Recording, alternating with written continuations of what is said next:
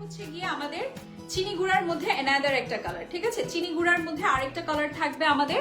এটার মধ্যে কিন্তু খুবই খুবই খুবই একদম ক্লাসি ওয়েতে কিন্তু আপনারা কিছু স্টোন ওয়ার্কের মতন দেখতে পাচ্ছেন, সিকোয়েন্সের ওয়ার্ক দেখতে পাচ্ছেন।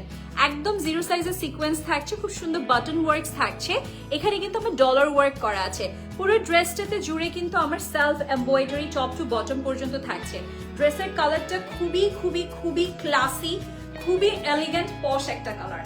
ড্রেসের দামান পর্যন্ত কিন্তু দেখেন কি গর্জিয়াসলি করা, পুরোটার মধ্যে বাটনস বাটনস বাটনস করে এরকম সুন্দর সুন্দর কিন্তু আমরা বিটস পেয়ে যাচ্ছি, ঠিক আছে? দুপাট্টাটা দেখাবো। দুপাট্টাটা ভীষণ সুন্দর, অল ওভার স্কিন প্রিন্ট থাকছে, একদম কালারফুল একটা স্কিন প্রিন্ট থাকছে, ঠিক আছে?